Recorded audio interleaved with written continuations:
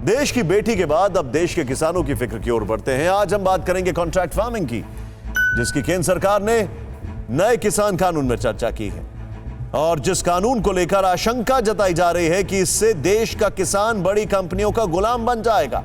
आज हम हिंदुस्तान से लेकर अमेरिका तक के किसानों के हालत का विश्लेषण करेंगे, लेकिन सबसे पहले आज के किसान की दुखद अंत की खबर।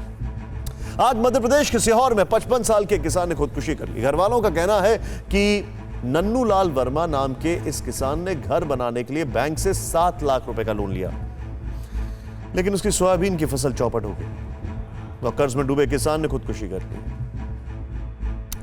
किसानों के लिए बने 3 नए कानून पर अभी बहस जारी है और इस बीच एक किसान की खुदकुशी विचलित करने वाली है। दरअसल मौजूदा हालात में यह महत्वपूर्ण नहीं है कि केंद्र सरकार के कानून किसानों को कितना फायदा पहुंचाएंगे, महत्वपूर्ण यह है कि देश को रोटी देने वाले किसानों के हालात बदलने चाहिए, उसे खुदकुशी ना करनी पड़े, इसकी फिक्र होनी चाहिए। पक्ष विपक्ष को इसके लिए साथ बैठना चाहिए, लेकिन लोकतंत्र का जैसा उसूल बन गया है कि एक कानून के साथ होगा और दूसरा उसके खिलाफ। इसी फिक्र के साथ देश में धरना प्रदर्शन हो रहे हैं। केंद्र के नए किसान कानून के विरोध में देश भर में कई जगह पर धरना प्रदर्शन हुआ।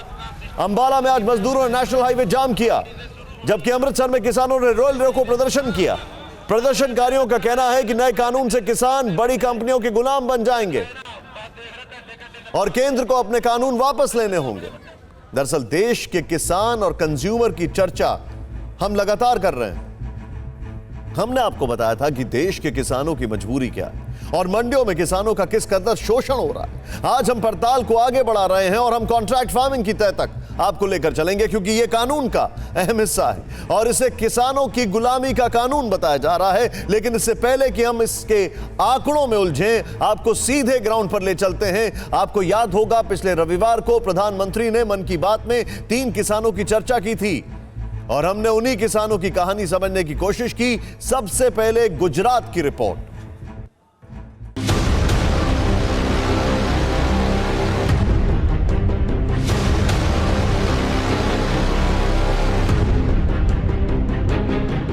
आखिर क्या वजह है कि प्याज की बम्पर पैदावार होती है तो कीमत कौड़ियों में चली जाती है और नाराज किसान अपना प्याज सड़क पर फेंक कर चला जाता है।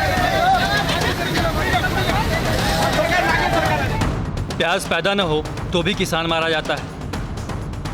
भारत में 14 करोड़ 64 लाख किसान परिवार हैं, जिनमें से 12 करोड़ परिवारों के पास 2 हेक्टेयर या उससे भी कम जमीन है, यानी इतनी कम जमीन कि खेती करना और परिवार चलाना मुश्किल हो जाता है। ऊपर से कभी सूखा, कभी बेमौसम बारिश तो कभी टिड्डियों का हमला। ऐसा लगता है जैसे देश के किसान फूटी किस्मत लेकर ही पैदा हुए हैं। माना जा रहा है कि ये हालात बदलने के लिए कृषक सशक्तिकरण व संरक्षण, कीमत आश्वासन और कृषि सेवा बरकरार कानून बना है, जिसमें किसान कॉन्ट्रैक्ट खेती कर सकता है, फायदा कमा सकता है, क्योंकि इससे बाढ़, सूखा और फसल खराब होने का रिस्क किसानों के सिर से हट जाएगा। जिन कंपनियों से कॉन्ट्रैक्ट होगा वो सारे रिस्क उठाएंगे। बावजूद इसके नए किसान कानून पर हाय तौबा क्यों मची है, ये समझने के लिए हमने उन किसानों के घर का रुख किया जिनकी कामयाबी की कहानी मन की बात कार्यक्रम में प्रधानमंत्री नरेंद्र मोदी ने सुनाई। और हमारा पहला ठिकाना बना गुजरात, जहां के बनासकांठा के एक किसान हैं इस्माइल भाई। इस्माइल भाई के पिता खेती करते थे, लेकिन इसमें उनको अक्सर नुकसान ही होता था, तो पिताजी ने मना भी किया। लेकिन परिवार वालों के मना करने के बावजूद इस्माइल भाई ने सोच लिया था कि खेती घाटे का सौदा है। वही सोच और स्थिति दोनों को बदल कर दिखाएंगे।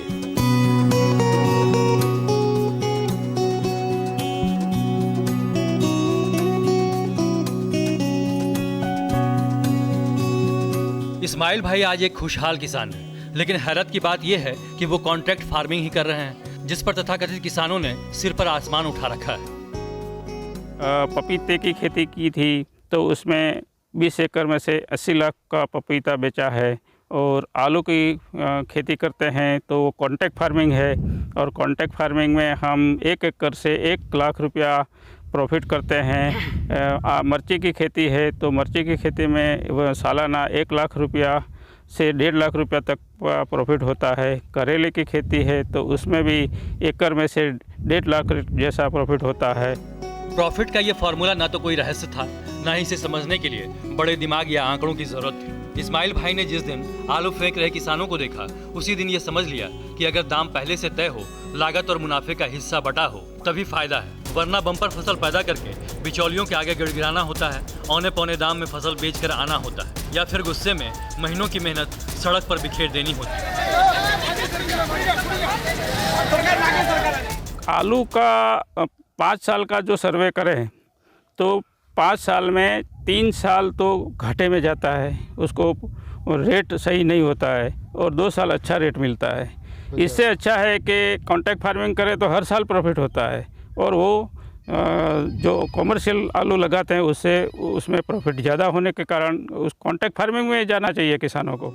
जमीन वही, बीज वही, बस तरीका अलग, कायदा अलग और फायदा भी अलग। इस फॉर्मूले के साथ इस्माइल भाई ने आसपास के दर्जनों छोटे किसानों को भी एकजुट किया है, ताकि इस कृषि प्रधान देश में नुकसान का सबब बन चुकी खेती नफे की नज़ीर बन जाए। आज हमने वसीला गांव में एक नया कॉन्सेप्ट बनाया है। 120 छोटे किसानों को इकट्ठा करके सामूहिक खेती का तरफ आगे बढ़ाए हैं, और पूरा गांव एक साथ में खेती करता है। तो छोटे किसान आज खेती में सक्षम हुए हैं, और वो जो खेती छोड़ के जाते थे आज ये वो बड़े किसान हो गए हैं।